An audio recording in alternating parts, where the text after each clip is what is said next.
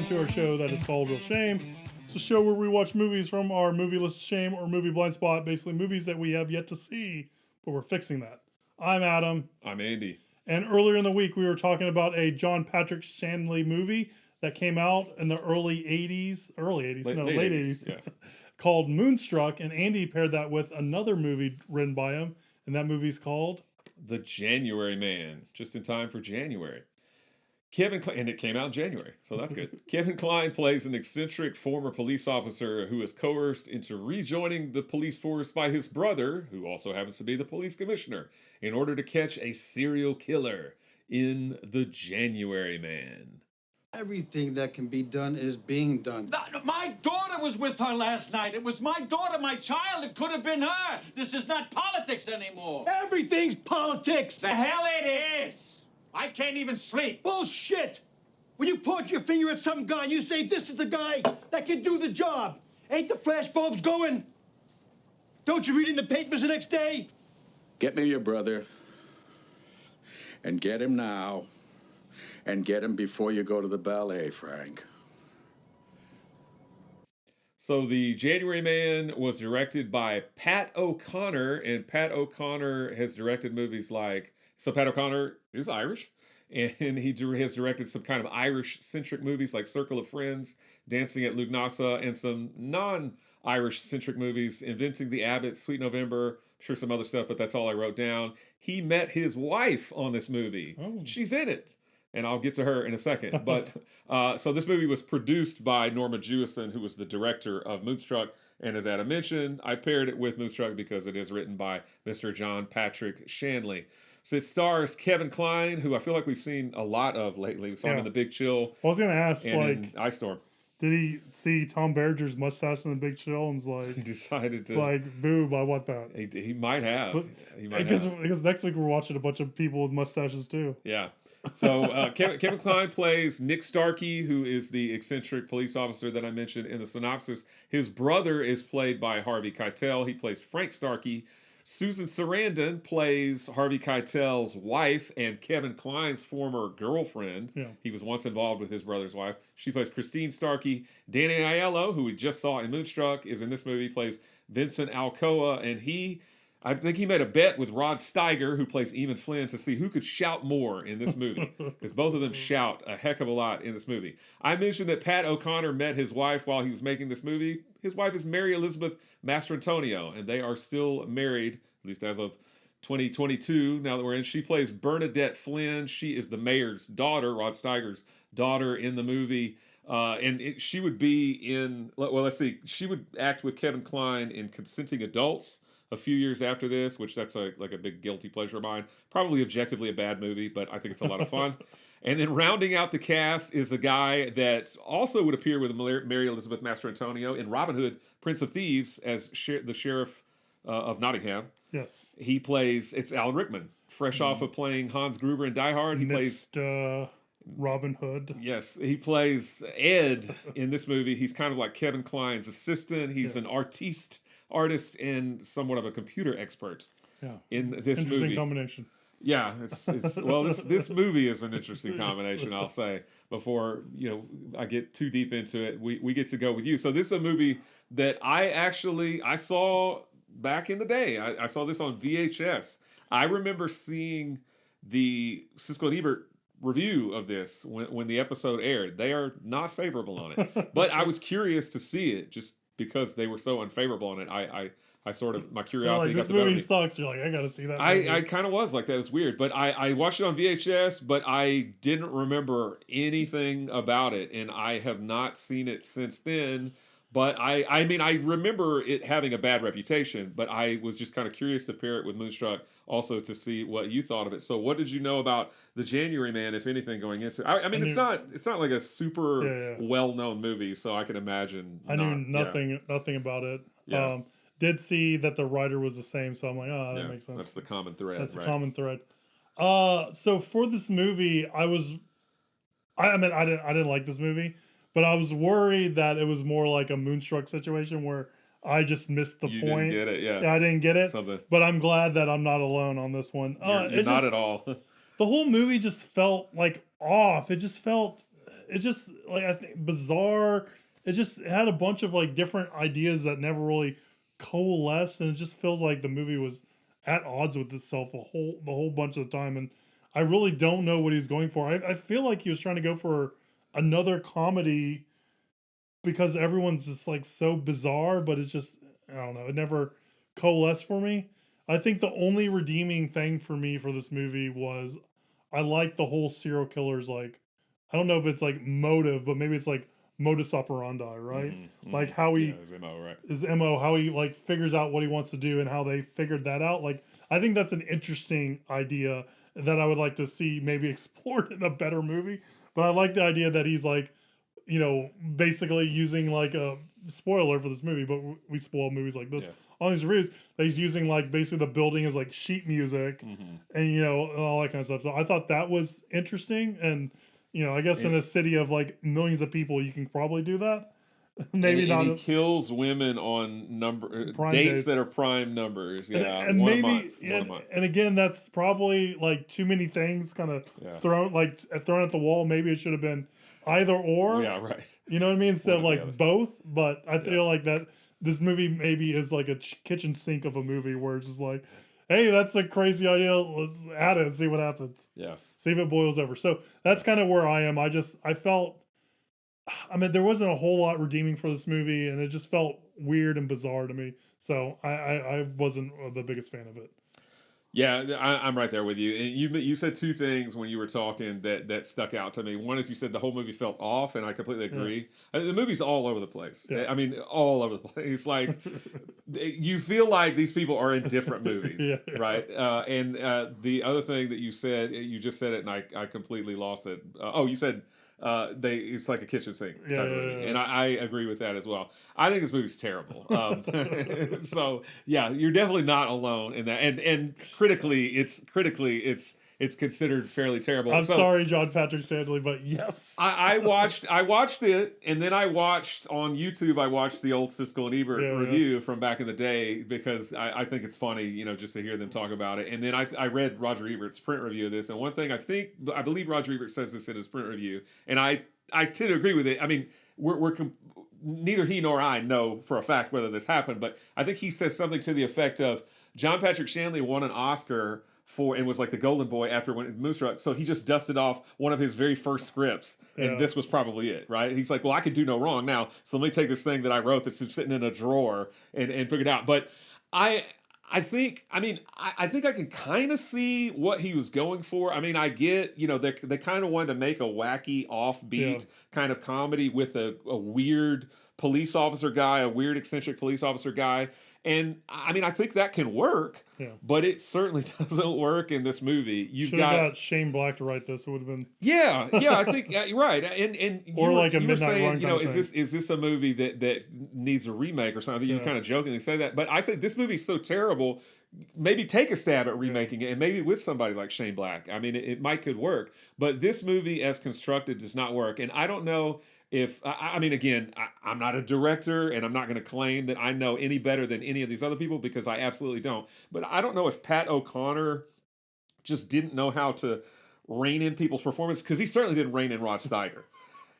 Or Danny Aiello for that matter. I think Danny Aiello comes off maybe a bit better, but Rod Steiger is one of those guys that he's a phenomenal actor, and he's in movies like The Pawnbroker and the Norman Jewison directed In the Heat of the Night, where he's really, really fantastic. Of course, Sidney Lumet directed Pawnbroker, so maybe that's it. Maybe he had great directors that were able to tell him, like, hey, man, tone it down. Yeah. But in this, I feel like he got let off the leash and just chews up the scenery, right? I mean, he yells and screams. He has a ridiculous hair, like, weird, like... But, even, like, in The Office, like, when you first, like, meet him, he, like...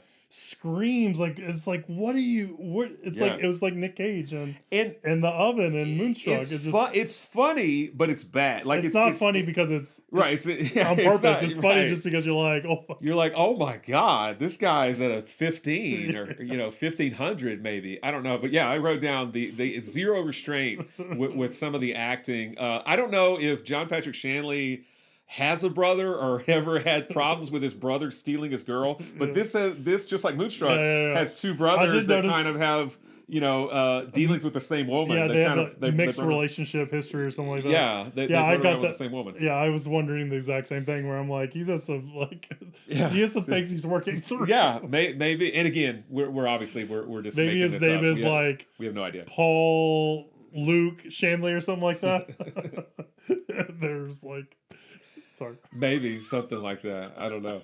But yeah, this movie has all kinds of things in it. Like you said, it's like a kitchen sink kind of movie.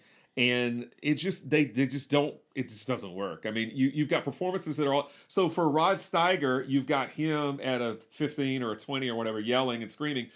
Harvey Keitel to me looks like he's bored out of his mind in this movie. He looks like he does not want to be there, and maybe he didn't want to be there. Maybe he's like, "Geez, I don't. What Rod Steiger's going nuts over here, and I practically share every scene with him." I don't know, but I feel like you can make movies. So as I was watching this, I couldn't help but think of a movie that I know I've mentioned at least once before: the Jake Kasdan movie Zero Effect, which has Bill Pullman as an eccentric. He's not a police officer, but he's an eccentric, like, private eye. And I think that movie, I really like that movie. Now, it's not nearly as wacky and offbeat as this movie, so I think it works a lot better just by sheer virtue of the fact that it's straighter, it's played more straight. But I think you can make movies about guys who maybe they're OCD or they've got some eccentricities or idiosyncrasies, but yet they're still great investigators or they're great cops or something like that. Sherlock Holmes or I don't know. I think like Midnight Run kind of does that a little bit. Yeah. Maybe not as like eccentric, but I feel like they're kind of bizarre and zany a little bit. Yeah. I feel like, Shane Black, Nice Guys, Kiss Kiss Bang Bang. Nice Guys is great. Also movie, kind of, treads this kind of thing a little bit better. So yeah, I do think like this can work. It's just this one isn't working. Yeah, I mean, and the dialogue in this. So I really love a lot of the dialogue in Moonstruck. The dialogue in this movie, just almost all of it feels weird and out of place. And it's actors just reading lines because you said this before, and I'm sure I've said it before too. That people do not talk this way. Like a lot of the things that were coming out of their mouths were so quirky and offbeat and weird, and it was just were not believable, not at all. Yeah. So yeah, the movie is just all over the place. I mean, not really nothing of it works for me. What you're saying about the killer, I think that is cool as well, his MO, but in this movie, it's such an ordinary guy that has this really elaborate MO. And we spend like 5 seconds with him at the end. Oh, yeah. At the end, their whole point is he's a nobody. He's a nobody, and he gets no... and I'm like, okay, you would need like some kind of criminal mastermind kind of guy. Lex Luthor or something is going to come up with killer, this. Yeah, but this is just some nerd or whatever, who's doing this. It's just none of it rings true whatsoever. You take that MO and put it in like a Denzel Washington cop movie or something like The Bone Collector or something. I don't know. He's in that, right? Yeah, he's in that with Ashley Judd. Judd. Yeah, it'd be a lot better. Yeah, I agree. But this movie or like stinks. a Kiss the Girls kind of movie with Kiss Morgan the Girls Freeman. with Morgan Freeman. Absolutely. Yeah, something where like it's more based on like trying to figure out the mystery. Or what I always think of is is it Silence of the Lambs where she's like the killer's on a lunar cycle. And the guy's like, I don't care about any moon bikes. I don't remember what movie that's from. It's either that or the one where she has like she can't go outside. She's very scared of. She's not claustrophobic, but the opposite. Like agoraphobic. Agoraphobic. It's one of those two. Okay. All right, I digress.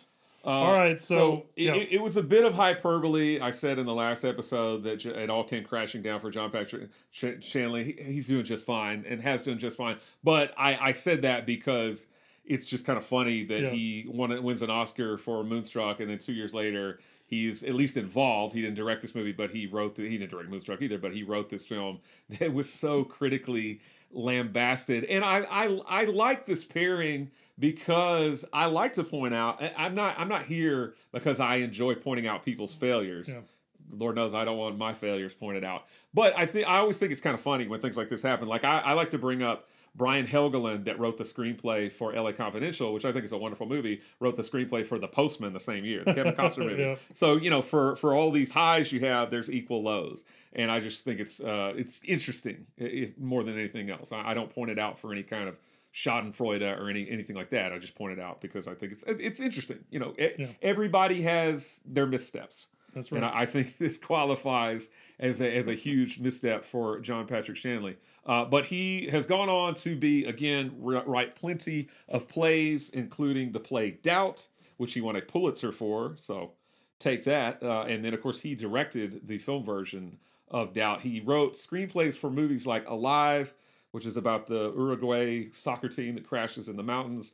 He wrote oddly enough, he wrote the screenplay for We're Back, a dinosaur story. Saw that on IMDb. It's so strange. So strange, yeah. And then he adapted Michael Crichton's novel Congo to the screen for that mid-90s movie. So he wrote and directed a movie that I really like, and it also features a big moon, particularly in one scene, like Moonstruck. It's Joe versus the Volcano with Tom Hanks and Meg Ryan playing multiple roles. I think that's a good movie. And actually, that's the first movie that he wrote and directed. So it came out, I think, a year after The January Man in 1990, if I'm not mistaken. He's like, I'm going to take the reins. And Yeah, make sure he's like January Man was such a disaster. I'm going to do this myself. Yeah. You know, I'm fine. I'll do it myself. All right, and then as I mentioned, he directed the movie version of Doubt, for which he also wrote the play. Yep. And then recently, in 2020, he wrote and directed a movie also from a play of his called Wild Mountain Thyme, Thyme. Not time, as in your watch, which I've not seen Wild Mountain Thyme, or honestly, I'd never heard of it until we were doing the research for this is the episode. first time I'm hearing about it. So this movie is available on Blu-ray. I didn't see where it's streaming. It was put out by Kino Lorber, who is a Blu-ray label that Maybe puts it's on out Kino Cult. It might be. It might be on Kino Cult. But yeah, Kino Lorber puts out the good, the bad, and the ugly. Like literally, they put that movie out in 4K, but they put out the good, the bad, and the ugly when it comes to figuratively when it comes to movies. They put out all kinds of stuff all across the board. But I love that label because of that. They put out all kinds of interesting things. Yeah. Really good stuff and really bad stuff, like The January Man. So whatever floats your boat, you can get it, I think, with Kino Lorber.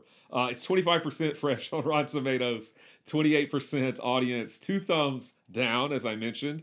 And Leonard Maltin only gave it 1.5 stars. And I also read on Wikipedia that Rita Kempley of the Washington Post called this January Man a damp sock of a movie, which I think is hilarious. It's a damp sock of a movie, and I'm definitely stealing that, and I'm going to describe movies like that. How many damp socks when it's appropriate? Too many. I don't know. Yeah, but this movie's lousy, but you know we don't always pick winners on the show. We do it because we like to experiment. Yeah. We like to see stuff. Well, you know they're all going to be good. It'll be boring for you guys. Exactly. All right. So that was our review on January Man. Maybe the sequel could be January Man. Again, also the killer kills throughout the whole calendar year, and it just happens to take place in January. So he's not really the January Man. He's more he hasn't even killed yet in January. So he's not. Right. I don't know. Yeah, we got to rework that top. So Wednesday episodes we always do viewer questions, and we got a viewer question this week that has an actor in the movie January Man.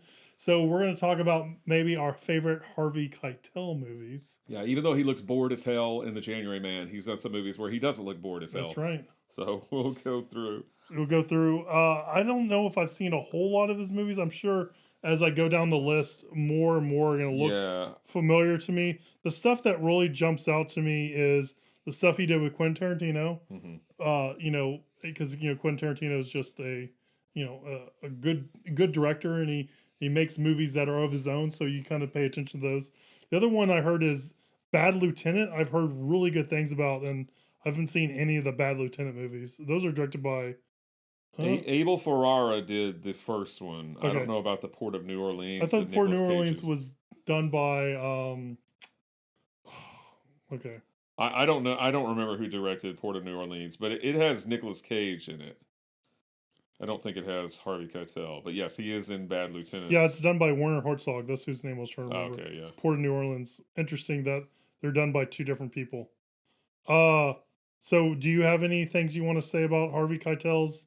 So I'm kind of going backwards. A lot of the later stuff in his career, because honestly, I think of him as being retired, although he's still doing stuff. He just did Meyer Lansky movie, which I didn't see it. He's in The Irishman, which we both saw. Yeah. On Netflix, it's but good.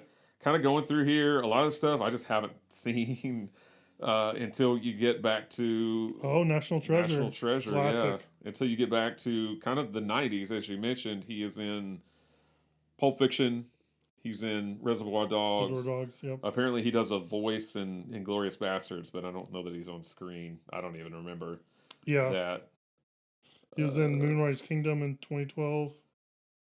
Holy Smoke, The Piano, Copland is a cool little movie, as I recall, with Sylvester Stallone. See, From Dusk Till Dawn, I don't even remember him being in that, but I haven't seen that. Oh, he was the guy. He was the RV driver. It's been so Remember, long since I've seen it. He's like, this is a truck place, and you have to have your Class A license. And he goes, I drive this RV, so I have to have my Class A license. So technically, I'm a truck driver. It's been way too long since I've seen it. Sister Act, way too long since I've seen that. He's in that. He's probably the bad guy in Sister Act. Thelma and Louise. Yeah, I think he is. He plays Louise in Thelma and Louise. Last Temptation of Christ. Yeah, so I'm gonna go with. I'm not gonna. I think he was exposed to a whole new audience when he did Pulp Fiction, especially because I think more people saw Pulp Fiction and then they went back and saw Reservoir Dogs, right? Because Pulp Fiction really hit it big, and then people were like, "Oh, he has another movie already, Reservoir Dogs." Yeah, that came out in '92, so they went back and watched that. But Pulp Fiction, I think, garnered him because he plays the wolf. Yep. Right, he's kind of the cleanup guy in that movie, and it garnered him a whole new kind of legion of fans. But kind of looking through his filmography, I would be remiss if I didn't mention Taxi Driver. He plays a very important part in that movie, and I think that's a fantastic, fantastic movie from the 1970s and just a fantastic movie overall. But I'm going to go off the beaten path, and I'm going to mention a movie of his that I really, really enjoyed. I watched it all the time back in the day, back in the 90s, and it's a movie called Smoke. And it is all about a cigar shop that I think he owns, or maybe he just hangs out at. I can't remember if he owns it or hangs out at, but it's in New York City, and just all the different colorful characters that kind of come in and out of that shop, and that kind of have discussions. It's more of a talky movie. Okay. Jim Jarmusch is in it, as I recall. So they made Smoke, and while they were making Smoke, let's see, the director of that is Smoke, Wayne Wang, and while they were making, and the writer for the movie is Paul Auster. And I think they've collaborated more than once. But while they were making Smoke, just kind of on the side, they made like an outtake movie called Blue in the Face. So a lot of the same people that are in Blue in the Face. Blue in the Face has very little story. Yeah. Blue in the Face has most of the same people that are in Smoke. So you can watch those movies as like companion pieces. And they're both a lot of fun. Smoke is better because it actually has a story. Yeah. But Blue in the Face is fun. Yeah. I remember Jim Jarmusch being in Blue in the Face. He might not be in Smoke. I can't remember. But Smoke is a lot of fun, and I think doesn't have a Blu-ray release. Neither does Blue in the Face, I don't think. So let's get right on that, and let's get people watching this. All right, Kino Lorber. You know what to do. Exactly. They would be the kind of label that would put it out, I think. Yeah. For me, I'm going to go probably down the trotted lane that everyone does, and it was Pulp Fiction that kind of introduced me to Harvey Keitel. So, and because of that, I watched some of the other Quentin Tarantino movies, and I think for me, I liked him a lot in Reservoir Dogs. Reservoir Dogs, yeah. He's great. I think I like Reservoir Dogs better than Pulp Fiction. I don't know if you feel the same way. No, I'm the opposite. But but maybe that's because I've seen Pulp Fiction too many times or what. But I think I like that movie a little bit more.